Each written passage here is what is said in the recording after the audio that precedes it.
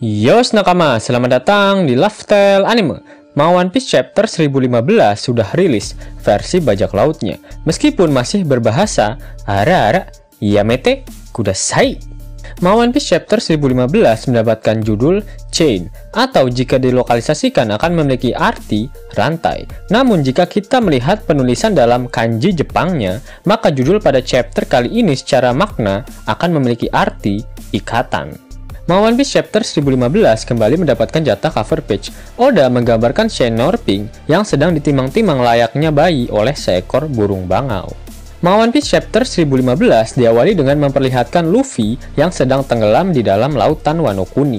Shin kemudian langsung berpindah ke panggung utama kastil milik Kaido. Chopper terlihat sedang digigit oleh Queen. Dia tidak dapat fokus bertarung dan bahkan menangis ketika mendengar kekalahan dari Luffy. Selain itu, diperlihatkan juga reaksi dari para samurai aliansi dan suku Minks. Setelah mendengar kabar buruk tersebut, mereka semua syok dan mulai kehilangan semangat untuk bertarung. Di sisi lain, Briscola sang Ming bertangan gorila mengejek para pasukan aliansi dan mengatakan jika Kaido itu memang benar-benar sangat kuat. Shin kemudian berpindah pada grup Sanji yang berisikan Zoro, Kawamatsu, dan Izo. Sanji terlihat mengayunkan Zoro sebagai senjata untuk menghajar para kroco yang menghalangi mereka. Izo dan Kawamatsu berkata jika informasi barusan telah berhasil meruntuhkan moral para pasukan aliansi, meskipun mereka tidak mengetahui apakah berita tersebut hoax atau bukan.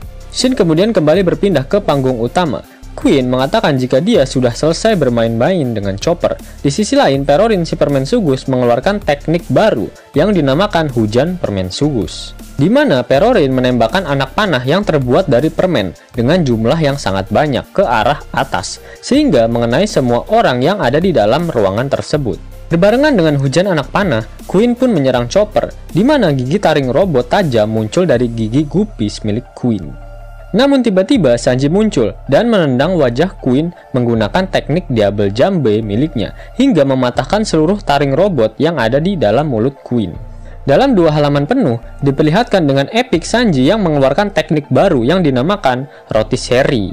Teknik tersebut berhasil memutar-mutar Queen melalui lehernya. Putaran tersebut sekaligus menangkis semua anak panah permen milik Perorin yang meluncur dan walhasil malah melukai tubuh Queen. Dan pada akhirnya, Queen pun terlempar hingga tanpa sadar mengenai Perospero dan membuatnya terpental hingga ke luar ruangan. Sanji memberikan pujian pada Chopper karena sudah berhasil menahan Queen hingga saat ini. Namun Chopper masih menangisi kekalahan dari Luffy. Sanji pun meminta Chopper untuk berhenti menangis. Apakah kau tidak mengingat jika beberapa kali kita sudah melihat keajaiban terjadi pada Luffy? Atau bisa dinamakan dengan plot armor?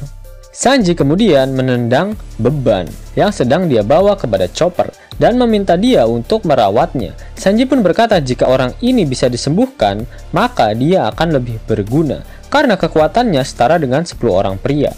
Zoro langsung terbangun setelah mendengar umpatan dari Sanji. Dia berkata jika dirinya setara dengan 2000 orang pria. Sanji pun tidak menanggapi perkataan Zoro dan langsung mengatakan pada Chopper untuk menyerahkan dinosaurus jelek itu padanya. Queen pun sedikit terkesan pada Sanji dan menyebut Sanji dengan sebutan anak dari Judge. Apakah pertarungan antara Sanji dan Queen akan membongkar hubungan terlarang antara Queen dan Judge di masa lalu? Orang-orang di sekitar Sanji terlihat kebingungan. Mengapa Sanji tak kehilangan semangatnya untuk bertarung setelah mendengar berita kekalahan dari Luffy? Marco pun tersenyum, karena hal inilah yang membuatnya tertarik pada kelompok topi jerami. Shin kemudian berpindah ke loteng lantai 1 kastil milik Kaido. Terlihat Okiku dan Kanjuro yang sedang rebahan di atas tanah. Sedangkan Momono mesum dan Shinobu terlihat berlari menjauhi Kaido. Kaido pun berniat mengikuti mereka, namun kakinya ditusuk oleh Kinemon. Terjadi sedikit flashback ketika Kinemon memutuskan untuk berpura-pura menjadi ayah dari Momonosuke untuk menutupi identitas asli mereka. Pada awalnya Kinemon mengalami kesulitan memanggil Momonosuke tanpa menambahkan kata-kata mesum di belakangnya. Raizo pun tertawa mendengar hal tersebut. Namun Kinemon dan Momo terus berlatih hingga mereka berdua dapat terbiasa memanggil dengan kata-kata ayah dan anak. Flashback pun berakhir. Kaido bertanya pada Kinemon mengenai hal bodoh yang sedang dia lakukan saat ini. Kaido sudah mengakui kekalahan Kinemon dan ingin membiarkan dia mati sebagai seorang prajurit. Kaido kemudian mengambil katana yang tergeletak di atas tanah dan menusuk Kinemon pada bagian perutnya sampai tembus ke bagian punggungnya. Shin kemudian kembali ke arah Momonosuke. Dia saat ini sedang memegang kodok Meris yang mengintai mereka pada chapter sebelumnya. Terungkap jika bisikan-bisikan goib yang didengar oleh Momonosuke merupakan suara dari Luffy. Luffy mengatakan pada Momo dan meminta padanya untuk memberitahukan ke semua orang mengenai suatu hal. Dan Momonosuke pun menggunakan katak tersebut sebagai toa untuk memberikan informasi ke seluruh Onigashima.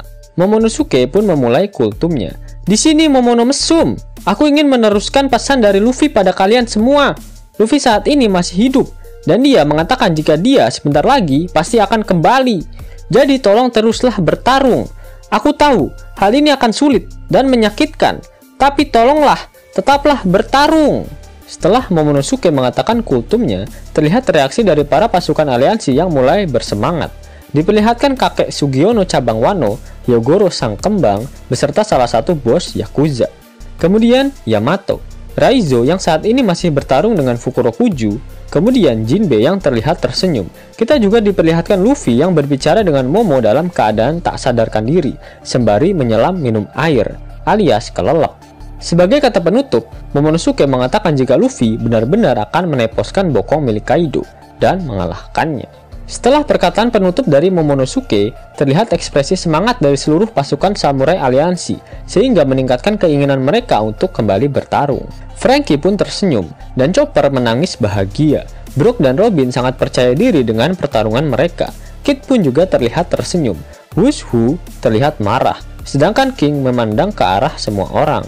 Kaido pun akhirnya menemukan Momonosuke serta Shinobu dan membuat mereka terpojok pada batuan di ujung pulau Onigashima. Shinobu kemudian menggunakan kekuatan buah iblisnya dan melakukan batuan yang menjadi pijakan mereka. Dan walhasil, Shinobu serta Momonosuke terjatuh ke arah lautan dan Kaido hanya menikmati kejatuhan mereka dari atas. Shin kemudian berpindah ke arah laut. Luffy ternyata berhasil ditemukan oleh kru bajak laut Hati. Mereka sepertinya juga mendengar jeritan Luffy barusan, sehingga mereka berhasil menemukan keberadaan Luffy. Shin kemudian kembali berpindah pada Nami, Usopp, dan Otama. Mereka berhasil berlari ke arah bagian bawah kastil milik Kaido. Nami pun mencoba melihat klimatak miliknya, dan dia pun kaget ketika melihat ada wajah yang muncul di tengah-tengah senjata tersebut, dan dia pun mulai berkata pada Nami. Ternyata wajah yang muncul adalah wajah Zeus, dan entah bagaimana caranya dia mampu selamat dari Big Mom, dan saat ini Zeus malah menyatu dengan klimatak milik Nami. Itu artinya Zeus sudah dapat dipastikan akan menjadi milik Nami. Apalagi disebutkan pada Viva Card data book terbaru jika serangan Nami sangat jauh lebih kuat saat menggunakan Zeus, sehingga setelah Rumble Ball Chopper yang di-upgrade, kali ini klimatak Nami yang di-upgrade oleh Oda Sensei. Shin kemudian berpindah pada pertarungan Big Mom melawan Kid. Lau pun akhirnya tiba pada pertempuran tersebut. Lau pun mengatakan jika setelah sekian lama dia berhubungan dengan intim bersama Luffy, Lau pun saat ini merasa jika dia sudah dapat percaya pada Luffy, dan dia dapat melakukan sesuatu keajaiban. Kid pun bertanya pada Lau apakah dia saat ini mau mengikutinya. Lau pun menjawab jika sebaiknya saat ini mereka berdua membentuk aliansi sementara. Shin kemudian kembali berpindah. Kaido masih diperlihatkan berada di area luar kastil Onigashima. Namun tiba-tiba, Yamato muncul di atas rooftop Onigashima. Dia pun berteriak ke arah bawah untuk mencari perhatian dari Kaido. "Kaido!" teriak Yamato. Kaido pun menanggapi panggilan anaknya tersebut. "Kau seharusnya memanggilku Abi. Dasar anak durhaka."